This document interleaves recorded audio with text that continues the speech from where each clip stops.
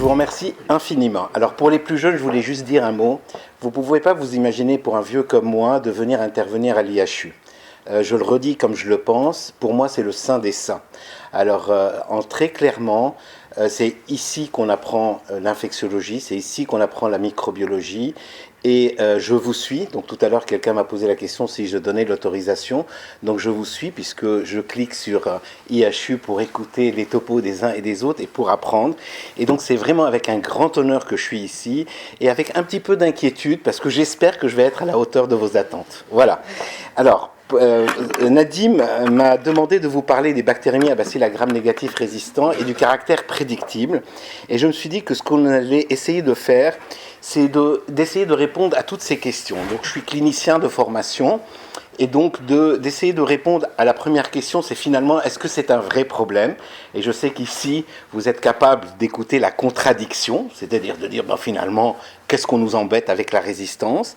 La deuxième chose, c'est finalement si la colonisation amène à la survenue d'infections secondaires, est-ce que nous sommes capables d'identifier les patients colonisés? Est-ce qu'avec les outils que nous avons actuellement ou que nous utilisons actuellement, nous sommes capables de le faire? Je parlerai certainement de la fréquence du phénomène, et puis pour dire aussi qu'en clinique, on peut être embêté. Et puis, je finirai sur ce qui vous intéresse et qui m'intéresse moi, c'est-à-dire qu'à partir des données cliniques, quels sont finalement les éléments qui doivent nous amener à peut-être avoir une recherche transversale qui nous permettrait de réfléchir un petit peu différemment que ce que nous entendons actuellement. Et j'espère que ça apportera un débat qui nous permettra de discuter et de voir comment on peut éventuellement travailler ensemble. Alors, la première chose, c'est que, et je le dis, les données épidémiologiques en France sont extrêmement mauvaises, et y compris dans la littérature, et nous avons très très peu de données qui nous permettent de savoir ce qui se passe dans la population générale, et ça me pose un réel souci, parce que il y a un biais de confusion dans les études lorsqu'on s'adresse essentiellement aux patients de réanimation, aux patients d'hématologie, qui font que ce qui nous intéresse, nous, c'est de savoir finalement qu'est-ce qui fait qu'un patient qui n'est pas soumis à un environnement particulier acquiert finalement une bactérie multirésistante et que devient cette bactérie multirésistante chez ce patient-là. Les patients de réanimation sont tout à fait différents de, entre guillemets, vous et moi. Ce qui est certain, c'est que quand on regarde dans les populations cibles, il y a une augmentation de la prévalence de la résistance, c'est certain. Après, en fonction de l'espèce et du mécanisme de résistance, les questions peuvent être tout à fait différentes. Alors, qu'est-ce que nous avons dans la littérature pour répondre à cette question ? Nous avons un travail dont la limite est qu'il a été fait juste avant le Covid, et vous savez que le Covid a modifié un certain nombre de choses, et ce travail-là avait comme problématique, c'est qu'il a regardé essentiellement les patients hospitalisés un jour donné dans des hôpitaux de la région parisienne et dans lequel on a cherché à savoir chez ces patients hospitalisés quelle était la prévalence de portage de bactéries multirésistantes au niveau digestif, en s'occupant essentiellement des BLSE, des carbapénémases et des entérocoques restants à l'avant-côte. Et ce que l'on peut dire, c'est que globalement, quel que soit le type de service dans lequel les patients étaient hospitalisés, la prévalence pour les BLSE aussi entre 5 à 15%, à l'exception de deux situations qui sont les EHPAD et qui sont la réanimation, où les chiffres sont beaucoup plus hauts et peuvent atteindre jusqu'à 30%, et que pour les carbapénémases, et ça c'était en 2019-2020, c'était moins de 1%, moins de 0,5%, comme si ce n'était pas un réel problème, et je ne parlerai pas des entérocoques restants à l'avant-côte qui ne posent pas de gros soucis. La deuxième chose, c'est que nous avons essayé, nous, dans nos données, dans le service, de regarder finalement comment évoluaient les carbapénémases, dans notre hôpital. Et nous avons repris nos données entre 2019 et 2024 pour regarder sur les données épidémiologiques que nous collectons de façon prospective, quelles sont les situations finalement dans notre hôpital. Deux éléments importants. La première, c'est que nous avons eu l'impression, et je dis bien nous avons eu l'impression qu'il y avait essentiellement une acquisition intra-hospitalière. Je vous la remonte ici, c'est la courbe bleue entre 2019 et 2024, donc aux dépens en fait d'une acquisition venant de patients transférés de l'étranger. Et quand on s'occupe des patients, donc probablement des épidémies intra-hospitalières. Et quand on s'occupe des patients venant de l'étranger, aussi une modification à partir de 2020, avec une augmentation du nombre de patients admis de l'étranger et non hospitalisés, comparativement à des patients qui avaient été hospitalisés, comme si il y avait peut-être une diffusion en communautaire. Alors la particularité de notre hôpital, c'est qu'on sert une population essentiellement du Maghreb, du Moyen-Orient et d'Asie du Sud-Est. Donc ça, c'est un élément important. Et la deuxième, c'est que nous dépistons tous les patients qui ont eu un séjour de plus de 3 mois à l'étranger, quel que soit leur type de séjour, nous les dépistons de façon systématique. Et donc un biais probablement aussi de sélection important. Alors, si je veux revenir un petit peu en arrière et regarder un petit peu sur les bactériémies, qu'est-ce que nous avons comme données? Eh bien, nous n'avons pas grand-chose. C'est un travail que nous avions fait de façon multicentrique en France, dans lequel nous avions récupéré les patients admis aux urgences avec une bactériémie entérobactérale. Et l'objectif de ce travail était, avec Christian Brun-Buisson, de regarder finalement quelle était la prévalence dans les bactériémies admises aux urgences de BLSE, et notamment quelle était la part communautaire versus la part associée aux soins. Et donc, ce que nous avions mis en évidence, mais ça c'est en 2016, c'est que 8% des bactériémies étaient à BLSE. Et quand on regardait la part liée associée aux soins versus les communautaires, vous voyez que seuls 40% étaient communautaires vrais. Et il s'agissait essentiellement ici d'infections urinaires de pyélonéphrite bactériémique. Donc, vraiment, à ce moment-là, bon, les facteurs de risque étaient comme habituels, mais on reviendra là-dessus si vous voulez. Mais pour nous, il n'y avait pas lieu de s'inquiéter entre guillemets, de la problématique de la résistance. Alors, une fois qu'on a dit cela, il y a des données dans la littérature, et vous avez ici les données multicentriques issues de 45 pays. Je pense qu'il y a plus de 200 hôpitaux, oui, 200 hôpitaux, entre 1997 et 2016, qui suggèrent finalement, ou qui démontrent, qu'il y a une augmentation des bactériémies, et là on est sur les bactériémies, à bactéries multirésistantes, que ce soit en communautaire, que ce soit en hospitalier, et vous voyez bien qu'il y a une différence en termes d'augmentation, et quel que soit le mécanisme de résistance, avec peut-être un peu moins de carbapénémase, mais là c'était en 2016. Donc peut-être effectivement des modifications, alors là on n'est plus en France, mais on est en multicentrique international. Et puis j'essaie de regarder s'il y avait des données récentes dans la littérature, et je suis tombé sur ce papier du Canada.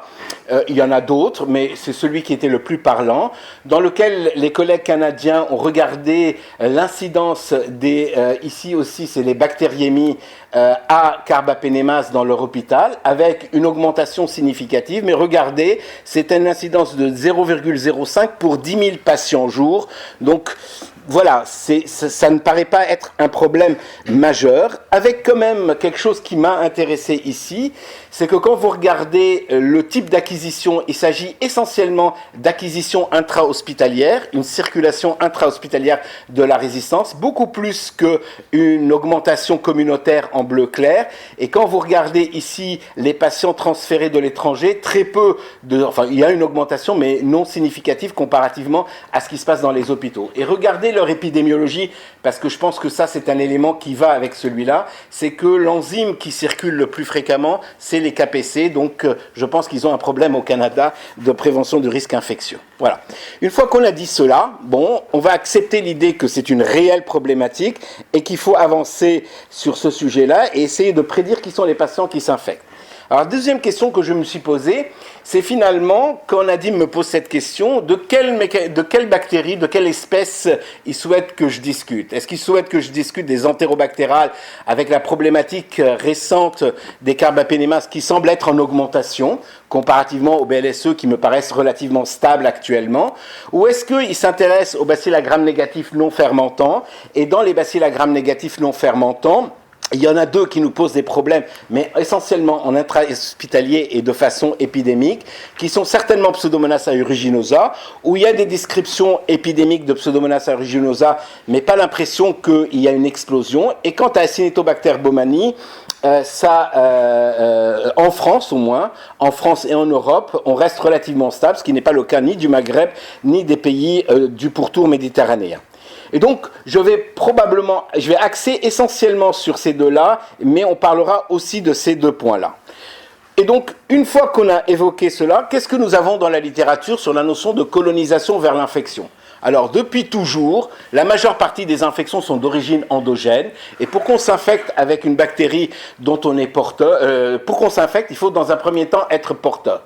On a de vieux papiers sur le staphylocoque doré, et vous connaissez tous ces papiers qui, à l'admission, on dépiste les patients, on recherche s'ils sont colonisés et on regarde le taux d'infection lié au cathéter, aux infections du site opératoire, qui montrait que finalement, pour faire une infection, le risque était significativement plus important lorsqu'on était préalablement colonisé. Et nous avons maintenant, depuis quelques années, des données autour des entérobactérales, dans les pneumonies acquises en ventilation mécanique en réanimation. Et nous avons des données récentes en chirurgie, notamment des pays du Moyen-Orient, qui suggèrent que la colonisation préalable à BLSE expose à un surrisque d'infection du site opératoire. Donc certainement que la colonisation est un facteur de risque, et ça ressort dans toutes les études. Et la deuxième notion que nous avons dans la littérature, c'est le fait que cette infection survient chez des patients dont la concentration bactérienne à l'espèce est significativement plus importante. Et si vous retrouvez, il y a de vieux papiers d'infection control qui avaient bien mis en évidence la corrélation entre la densité de colonisation à Staphylococcus aureus dans la niche nasale et la survenue d'infections secondaires. Mais c'est le cas aussi chez les patients qui sont infectés par des entérobactérales, et c'est le cas aussi en hématologie, et je vous remontrerai ces papiers un petit peu plus loin. Et donc voilà, on a fini, on peut dire c'est fini, bon, c'est une histoire qui est pliée, il faut être colonisé préalablement et probablement en concentration importante pour s'infecter. Alors oui, mais, et là je vous montre une méta-analyse qui a été effectuée et qui est publiée assez récemment, qui avait inclus 44 études, dont l'objectif était de regarder chez les patients préalablement colonisés à bacilles à gram négatifs résistants, que ce soit des entérobactérales ou des bacilles à gram négatifs non fermentants, et à entérocoque résistant à la vancomycine, quelle était finalement l'incidence des infections secondaires, et vous avez ici aussi l'incidence des bactériémies. Et donc quand vous regardez un petit peu cela, le message est le suivant, c'est que 14% des patients qui sont colonisés préalablement vont s'infecter secondairement, et donc c'est 7% qui feront des bactériémies. Et par contre, quand vous regardez sur les différentes espèces, il semblerait qu'il y ait une différence dans les entérobactérales entre les carbapénémases et les BLSE, avec un peu plus d'infections chez les patients qui sont colonisés à une carbapénémase. Par contre, quand vous regardez plus en détail dans les populations pour essayer de comprendre s'il y a des populations qui sont plus exposées que d'autres, évidemment que les patients immunodéprimés et les patients de réanimation ont une incidence beaucoup plus élevée que les autres. Donc vous avez ici les transplantés, les cancers, et beaucoup plus que par exemple les patients qui sont colonisés à VRE ou les patients qui sont dans l'hôpital sans autre facteur de risque. Et donc très clairement, alors encore une fois, le problème des méta-analyses, c'est que ça mélange des choux et des carottes, entre guillemets, et ça suggère, mais ça ne démontre rien. Mais ce qu'on pourrait dire à partir de cette méta-analyse-là, c'est que pour les entérobactérales, le risque semble plus important que pour l'entérocoque résistant à la vanco, et qu'il y a peut-être des populations plus exposées aux autres que les autres, et ça vous paraît peut-être totalement évident. Et puis il y a très longtemps de ça, j'avais fait une revue de la littérature pour essayer de comprendre ce phénomène. Vous voyez, donc c'est une revue de la littérature que j'avais arrêtée en 2019 et dans lequel j'avais essayé de regarder quelle était finalement, dans les papiers qui étaient publiés, la fréquence du passage de la colonisation vers l'infection, en essayant de prendre plusieurs mécanismes. Alors à ce moment-là, je m'intéressais essentiellement à la résistance au carbapénème, mais j'ai repris d'autres données, et notamment ici, c'est-à-dire la résistance aux céphalosporines en général, mais en 2015, c'était essentiellement un papier autour des AMP-C. Et pour vous montrer que finalement, il semblerait qu'il y ait non seulement la notion du type de patient, entre guillemets, qui puisse être associé au risque infectieux, c'est-à-dire plus vous êtes en réanimation, plus vous êtes immunodéprimé, plus vous avez un risque de passer de colonisé à infecté. Mais surtout, ce qui m'intéresse ici, c'est que quand vous regardez dans la population adulte, le passage de céphalosporinase, chez les patients colonisés à céphalosporinase, de la colonisation vers l'infectieux, ça semble pas très élevé. Alors, pourquoi je vous dis ça ? Pour deux raisons. C'est que quand vous regardez par contre en néonatologie, la fréquence est beaucoup plus élevée, donc le passage de la colonisation vers l'infection chez les patients porteurs d'entérobactérales productrices de céphalosporinase est beaucoup plus élevée. Et le deuxième élément que je me suis posé, c'est est-ce qu'il y a une différence en termes de mécanisme de résistance chromosomique versus mécanisme de résistance plasmidique, et c'est ce qu'on évoquera un peu plus tard dans notre discussion. Donc une fois qu'on a dit cela, la question qui peut être résolue, c'est que finalement, lorsque vous êtes colonisé, vous devez, entre guillemets, vous avez un risque d'être infecté, mais ce n'est pas systématique. Alors là, je vais sortir de la bactériémie pour vous montrer les deux travaux initiaux qui avaient été effectués autour de cette question-là, qui sont les patients qui ont une pneumonie acquise sous ventilation mécanique en réanimation. Et ça, c'est un travail de l'équipe d'Henri Mondor, dans lequel les auteurs avaient essayé de regarder, chez des patients porteurs d'entérobactérales productrices de bêta-lactamase à spectre élargi, quel était le risque lorsqu'on fait un premier ou un deuxième épisode de PAVM, quel est le risque qui soit lié à la BLSE. Et vous avez ici, chez les patients qui n'ont pas acquis et qui arrivent avec et qui ne sont pas porteurs, vous avez la fréquence des infections. Et puis surtout, le message qui est extrêmement important ici, c'est qu'il semblerait que l'infection ABLSE chez ces patients-là est une infection qui survient secondairement, après un premier épisode, comme s'il y avait des facteurs de risque qui vont faire qu'on va pousser de la colonisation vers l'infection. Et en l'occurrence ici, c'était l'antibiothérapie préalable et la durée d'hospitalisation. Donc ça, c'est un premier papier, et puis qui cherchait à savoir quelle était la valeur prédictive positive et la valeur prédictive négative liée à la notion de colonisation. Et donc un patient non colonisé, il n'avait pas de risque de s'infecter à une BLSE, alors qu'un patient colonisé, dans ce travail-là, il avait 10% de risque de s'infecter. Et ce travail-là avait été confirmé par un autre travail aussi français qui avait été fait par l'équipe de Dijon, dans lequel les auteurs avaient regardé strictement la même chose et qui mettait en évidence que la valeur prédictive positive n'était que de 42%, ce qui suggérait que 60% des patients qui sont colonisés ne s'infecteront pas. Et ça, c'est un élément important à garder en tête, parce que peut-être que la question qui était posée par Nadim était de savoir finalement comment on identifie cela pour éviter de surprescrire peut-être des antibiotiques. Alors, la question finalement de la fréquence du passage de l'infection chez les colonisés, elle va dépendre de plusieurs facteurs confondants. Le premier, c'est le type d'infection, communautaire ou associée aux soins. Et très clairement, il y a des infections communautaires à bactéries multirésistantes, mais au moins sous-notropiques, on va dire en France, ça reste un événement rare. C'est lié à la pyélonéphrite. Alors, il y aura toujours des malades qui vont échapper, mais au vu de la prévalence dans la population générale ou celle qui est suspectée, ça reste un élément rare. Très clairement, ce sont plutôt des infections qui sont associées aux soins. Et si on réfléchit sur associé aux soins, la question qui va être posée, c'est finalement quels sont les facteurs qui nous permettent de les identifier. La deuxième chose, c'est certainement le site de l'infection. Alors pourquoi ? Parce qu'on est dans le tube digestif, et très clairement, oui, vous allez avoir un certain nombre de patients qui vont faire des cystites des femmes qui vont faire des cystites à BLSE, des infections urinaires à BLSE. Mais la question qui était posée, c'est la bactériémie, qui est quelque chose encore de différent.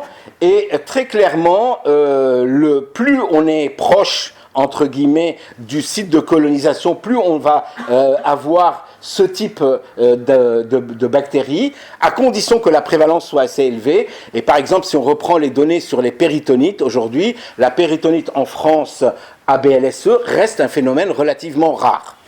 Et puis après, il y a évidemment les populations concernées, et c'est pas la même chose de parler des immunodéprimés et des patients de réanimation que le reste de la population.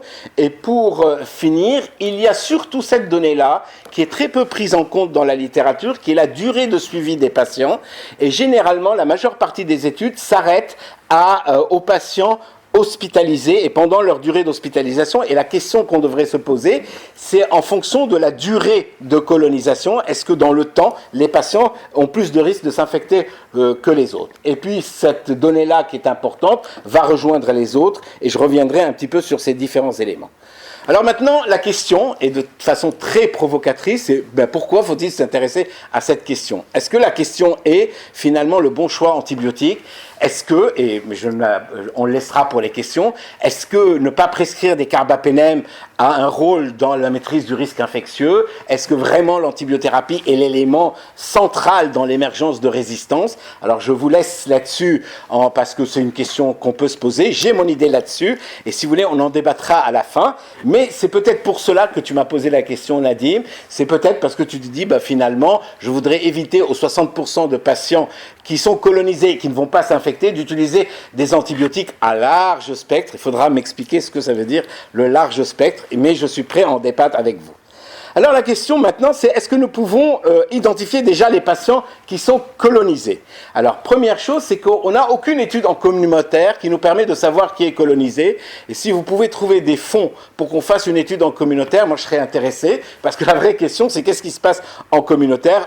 À l'hôpital, les patients sont tout à fait différents, ils ont une pression de sélection, ils ont un environnement différent, et nous n'avons pas de données.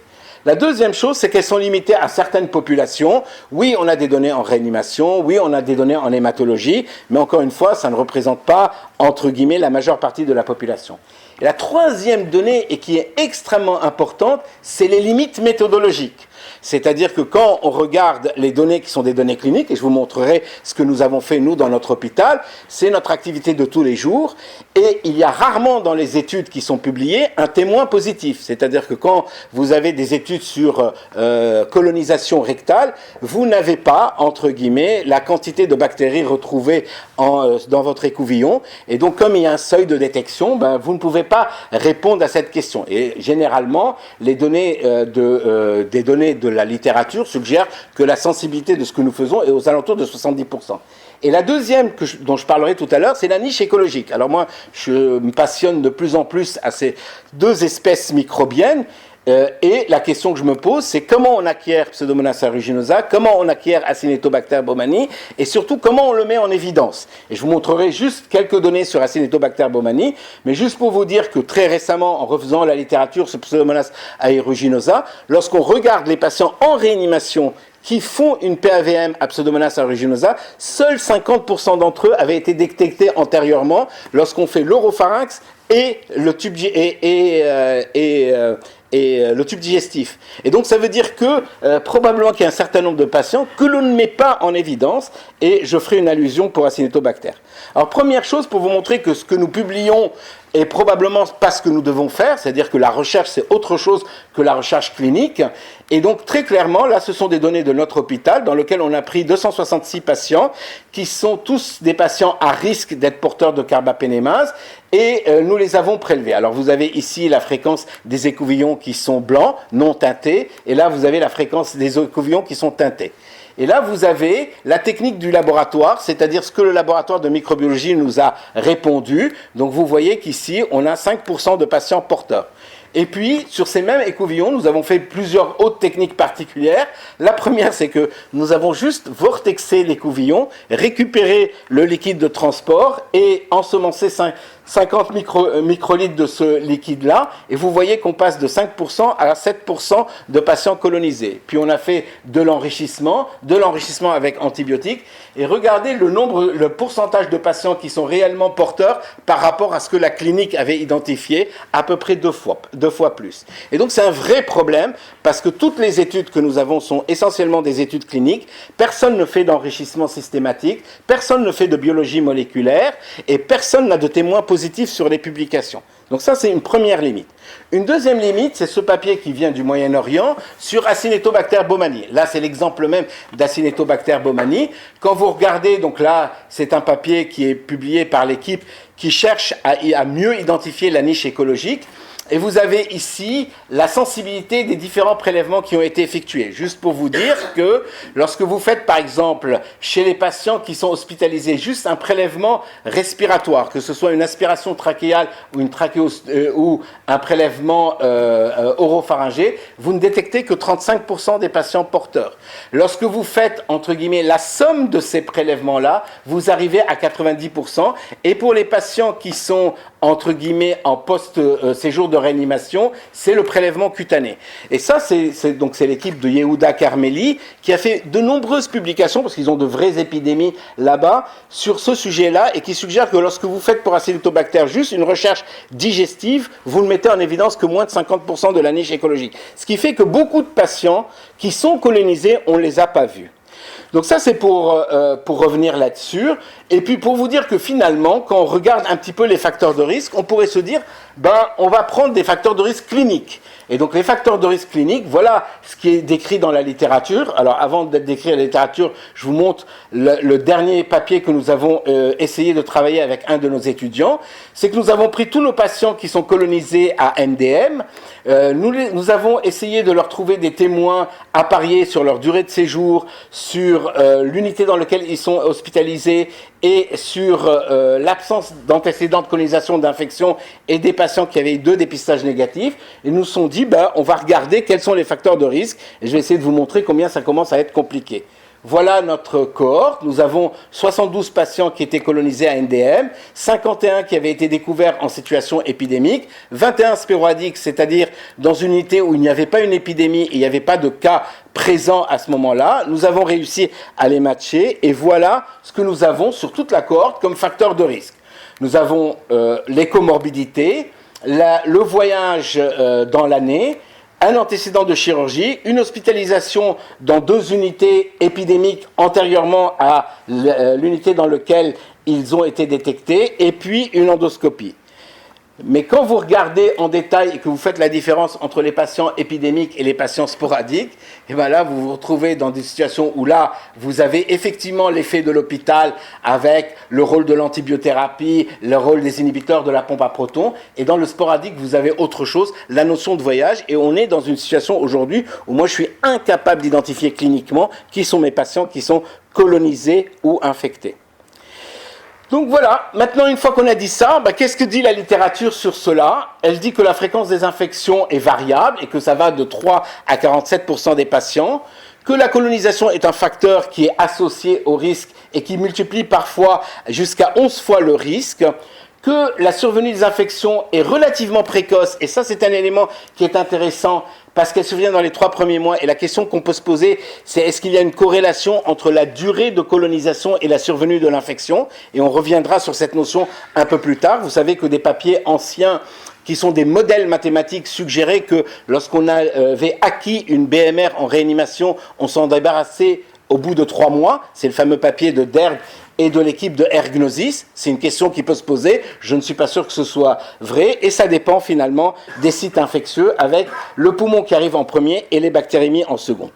Et voilà ce que met en évidence la littérature comme facteur de risque qu'on va redétailler et rediscuter, le fait qu'on soit en réanimation, le fait qu'on soit exposé à des procédures invasives et les antibiothérapies, et on discutera de ces différents points. Alors, pour juste aller sur ce sujet-là, un travail dans le cadre d'une thèse qui avait été effectuée récemment et dans lequel on avait regardé chez tous les patients qui étaient colonisés en 2019 et qui avaient été suivis au moins pour 7 jours et au maximum jusqu'au 31 mars 2021, quelle était la fréquence des bactériémies secondaires, pour dire simplement que effectivement les bactériémies étaient beaucoup plus fréquentes chez les patients colonisés versus les patients non colonisés, c'était BLSE et carbapénémase, donc ça c'est un élément important. Le deuxième élément qui est intéressant, c'est que c'était beaucoup plus fréquent chez Klebsiella que les autres espèces, et on reviendra là-dessus, et que le risque n'était pas simplement de faire une infection à bactéries résistantes, une bactériémie à bactéries résistantes, mais une bactériémie à entérobactérale, c'est-à-dire que dans le groupe des colonisés, il faisait plus de bactériémie à bactéries résistantes et à bactéries sensibles. Et quand on regardait les facteurs de risque, la colonisation était un des facteurs de risque majeurs qui sortait. Et puis on rediscutera peut-être de certains points au moment de la discussion. C'est le fait que les patients avec des pathologies pulmonaires chroniques étaient protégés. Alors ça, c'est un travail que nous avions fait nous, mais il y a eu un autre travail publié très récemment, c'est la série Eureka que vous avez dû voir, qui est dans le cadre du fameux consortium de Combact et Ergnosis, dans lequel les auteurs ont pris 235 patients qui étaient colonisés à carbapénémase, dont 73 ont fait une bactérémie. C'est une étude cas contrôle. Les cas, c'est les carbapénémases. Les contrôles, c'est des bactérémies entérobactérales. Et les autres contrôles, c'est des patients qui n'ont pas fait de bactérémie. Et voilà les facteurs de risque qui sortent. Alors, bon, je ne vais pas les lister tous, simplement pour redire qu'il y a la notion de colonisation préalable et il y a la notion ici d'antibiothérapie, et ça, on discutera de cela tout à l'heure. Alors, dernière chose, parce que c'est un papier récent qui concerne essentiellement des patients d'hématologie, pour lequel on a regardé chez des patients qui sont colonisés en rectal par des bacilles à gram négatifs résistantes, quelle était la fréquence des infections. Voilà le nombre de patients voilà le nombre de patients qui étaient colonisés. Sur 3024 prélèvements, 27,5% des patients étaient colonisés. L'espèce la plus fréquente, c'était Escherichia coli, puis Klebsiella pneumoniae, puis Pseudomonas aeruginosa. Et pour Escherichia coli, c'était essentiellement des bêta-lactamases à spectre élargi. Et voilà le nombre d'épisodes secondaires, 166 épisodes, 74 des patients sur 192 étaient préalablement colonisés, alors que 61 des 507 non colonisés ont fait une bactériémie, et la majeure partie de ces bactériémies, 57 des bactériémies étaient à MDR, et de ces 57, 50 étaient chez des patients colonisés. Et ce qui est intéressant ici, c'est plutôt la sensibilité finalement microbiologique, définie simplement par l'espèce et le phénotype, et donc on peut discuter cela, simplement pour vous dire que quand on est colonisé préalablement à Klebsiella, eh ben dans 100% des cas, il semblerait que ce soit la même Klebsiella qui a le même phénotype qui soit associé au risque, alors que quand on est pour un Escherichia coli, on est à 90%, et lorsqu'on est sur un Enterobacter cloacae ou un Citrobacter, c'est 50%. C'est pour discuter la notion de l'espèce sur laquelle on avancera un petit peu plus tard. Alors pour moi, plusieurs questions se posent. Comment expliquer le passage de la colonisation vers l'infection? Et parmi les facteurs de risque évoqués, quels sont ces facteurs, quels sont ceux que l'on pourrait identifier? Alors la première chose que je voulais aborder, c'était cette notion-là. Alors vous savez, c'est la fameuse notion d'abondance relative. Alors je vais en quelques diapos essayer de discuter cette notion-là. Ça, c'est un travail ancien d'Étienne Ruppé, dans lequel un jour donné, il a pris des femmes qui sont toutes colonisées, certaines avec une infection urinaire basse, d'autres sans infection urinaire, et il a regardé l'abondance relative des bêta-lactamases à spectre élargi dans leur prélèvement rectal. Il a mis en évidence qu'il y avait significativement plus de BLSE chez celles qui étaient infectées à BLSE que non, et il avait mis en évidence qu'il y avait une relation en termes de densité de colonisation. Plus l'abondance relative était importante, plus le risque était élevé. Alors on est dans les urines, c'est à côté du tube digestif. On peut dire que c'est la vérité de la palisse, on va dire ça comme ça. Je ne dénigre pas ce travail, c'est un excellent travail, mais on pourrait le dire comme ça. Mais avant lui, l'équipe de Palmer avait mis en évidence chez les patients immunodéprimés neutropéniques qu'au fur et à mesure de leur hospitalisation, du fait de la pression de sélection antibiotique, ils avaient une modification de leur microbiote avec une diminution de la diversité. Et lorsqu'on regardait dans ce travail-là les facteurs associés à la survenue d'une bactériémie, qu'elle soit à entérocoque resistant à Vanco ou bactériémie à gram négatif, on voyait bien dans ce travail-là que le risque était lié au fait, à l'abondance, au nombre de taxons qui étaient diagnostiqués. Donc là, vous avez les protéobactéries pour les grammes négatifs, et là, vous avez les entérocoques pour les VRE. Et dans ce papier-là, il allait dans le sens qu'il y avait probablement une relation entre densité de colonisation et bactériémie. Et puis dans un travail beaucoup plus modeste, dans le cadre de sa thèse, Benoît Pilmis avait regardé chez les patients en réanimation, toute infection confondue, quel était le rôle finalement de la densité de colonisation. Il avait mis en évidence dans un premier temps que les patients qui étaient soumis à une antibiothérapie et qui étaient porteurs de BLSE avaient une densité de colonisation significativement supérieure à ceux qui n'étaient pas soumis aux antibiotiques. Autre message qui me paraît important et qu'on discutera un peu plus tard, c'est que quand cette densité de population était significativement plus importante lorsqu'on s'intéressait à des espèces autres qu'Escherichia coli, et de la même façon qu'on regardait ceux qui s'infectaient à ceux qui ne s'infectaient pas, c'était lié à la densité de population, et ça a prévalu pendant très très longtemps cette histoire que le passage de l'infection à la colonisation est probablement lié à l'abondance relative. Et donc le modèle qui avait été basé sur la PAVM était le suivant, était de dire il faut acquérir à un moment donné la bactérie, il faut qu'elle se multiplie, on la retrouve à un moment au niveau de l'oropharynx, et puis après elle est responsable de la PAVM, et je ne sais pas comment on peut définir cela, mais que c'est une histoire, entre guillemets, de densité de colonisation. et était venu un papier de l'équipe de Bichat dans lequel les auteurs avaient regardé chez les patients qui faisaient une PAVM quels étaient les éléments qui étaient associés au risque. Et deux messages dans ce travail étaient que dans un premier temps, il fallait être colonisé dans l'oropharynx, et donc il y avait une différence significative entre ceux qui sont colonisés dans l'oropharynx et ceux qui ne le sont pas. Et la deuxième chose, c'est que la densité de colonisation était associée au risque. Mais plus récemment, les gens de Henri Mondor ont fait le même travail et ont démontré qu'il n'y avait aucune différence entre les patients qui avaient une densité de colonisation importante et ceux qui n'en avaient pas dans la survenue de PAVM. Et là peut se discuter beaucoup de choses. D'abord, la première, c'est la définition de l'abondance relative, et je veux bien qu'on en discute ensemble à la fin, parce qu'elle n'est pas la même dans ces différents travaux. Et la deuxième, c'est ce que nous avions essayé de montrer sur des patients hors réanimation. Nous avions regardé sur des patients porteurs de carbapénémase comment évoluait l'abondance relative tous les 3 jours. Donc on les avait prélevés tous les 3 jours. Et je vous demande, donc chaque patient correspond à une couleur. Et je vous demande juste de regarder la couleur bleue. Ça, c'est un patient qui, en l'espace de 15 jours, est passé d'à peu près 0% de carbapénémase. Un peu, enfin, il commence là, pardon, il commence vers 10%. À 100% à un moment donné, et de nouveau à 0%, et pour dire simplement que peut-être que le microbiote c'est quelque chose de dynamique, et que si on prélève une fois par semaine, c'est pas ça qui va nous permettre d'identifier les patients porteurs. Alors maintenant, sur les quelques diapos qui restent, pour essayer d'avancer, essayer de discuter les quelques points suivants. La première, la classe antibiotique. Alors c'est une tarte à la crème. Je vais aller très très vite là-dessus pour aller ce qui m'intéresse le plus.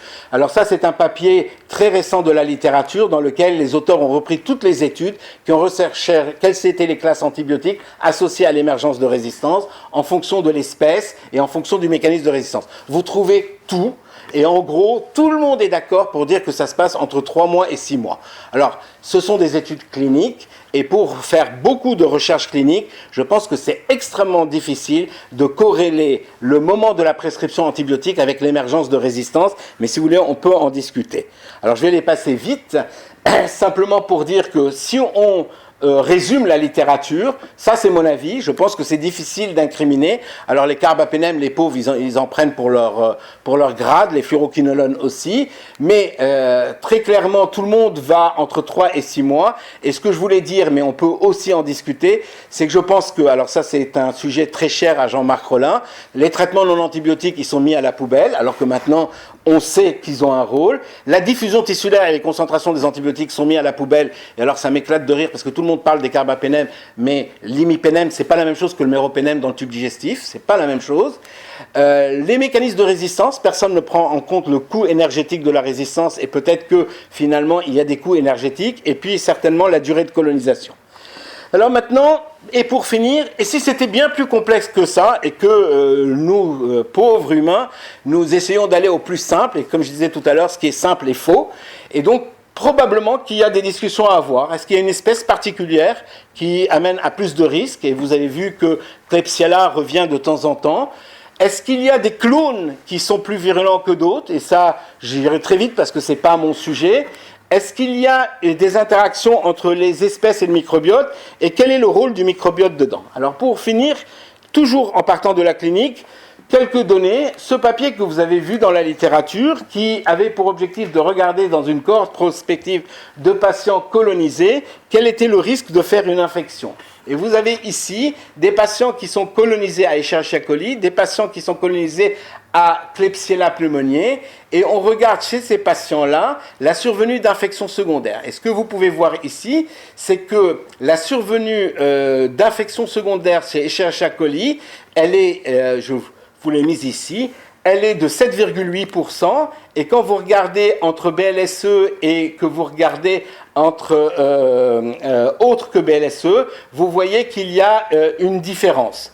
Par contre, quand vous regardez Klebsiella pneumoniae, la fréquence des infections est beaucoup plus élevée chez Klebsiella pneumoniae, et ces infections sont non seulement liées à des BLSE, mais aussi à autre chose que des BLSE. Alors on peut se poser la question, mais finalement si Klebsiella donne plus d'infections, est-ce que c'est parce que Klebsiella est plus virulente, ou est-ce que c'est simplement un surrogate marqueur d'un terrain particulier. Alors ça, c'est un sujet qui m'intéresse parce que dans le papier de Benoît Pilmis, vous vous rappelez que quand on regardait densité de colonisation entre E. coli et non E. coli, il y avait une différence significative.